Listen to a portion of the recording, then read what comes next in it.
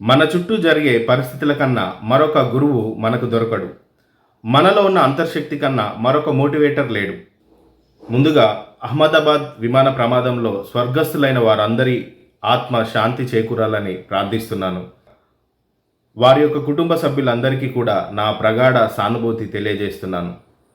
మన చుట్టూ జరిగే పరిస్థితులే మనకి చాలా గుణపాఠాలను నేర్పిస్తాయి. ఈ విమాన ప్రమాదంలో నుండి మనం నేర్చుకోవాల్సిన కొన్ని పాఠాలున్నాయి. మనం కోరుకున్న విషయం ఏదైనా సరే మనం అనుకున్న సమయంలో జరగట్లేదు, లేదా ఆలస్యం అయిపోయి దూరం జరిగిపోతుంటే మనం బాధపడాల్సిన అవసరం లేదు. ఎందుకంటే ఇదే విమానానికి సంబంధించి ఒక ఇద్దరు వ్యక్తులకి ఫ్లైట్ వెళ్లాల్సిన సమయానికి వారు వెళ్ళకపోవడం వలన ఫ్లైట్ మిస్ అయింది. ఫలితంగా వారు ఈరోజు బ్రతికి జీవించి ఉన్నారు. అంటే ఏదైనా మనకు మిస్ అవుతుంది అంటే దాని గురించి ఎక్కువగా బాధపడాల్సిన అవసరం లేదు. రెండవది, మన ఇంట్యూషన్స్ని మనం ఖచ్చితంగా నమ్మాలి.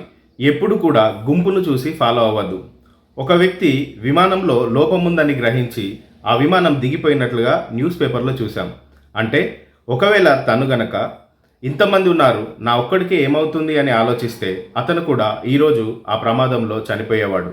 కానీ తన ఇంట్యూషన్ని బలంగా నమ్మడం వల్ల ఆ ఫ్లైట్ దిగిపోయి తాను తన కుటుంబంతో కలిసి జీవితం కొనసాగించడానికి ఆయుష్ను పొందుకున్నాడు. అంటే గుంపును చూసి నిర్ణయం తీసుకోవడం కాదు, నీలో ఉన్న ఇంట్యూషన్ని నువ్వు ఖచ్చితంగా నమ్మాలి. మూడవది, అదృష్టం.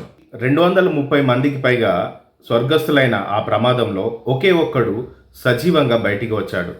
దానికి గల కారణం అతనికున్న అదృష్టం.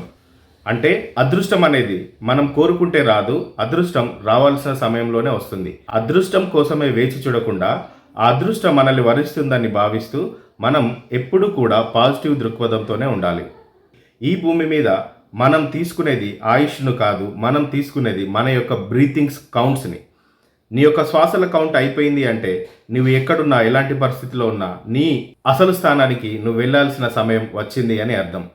ఏది ఏమైనా ఆ ప్రమాదంలో స్వర్గస్థులైన ప్రతి ఒక్కరికి కూడా అరుణ్ గిక్స్ తెలుగు ఛానల్ ప్రగాఢ సంతాపం తెలియజేస్తుంది.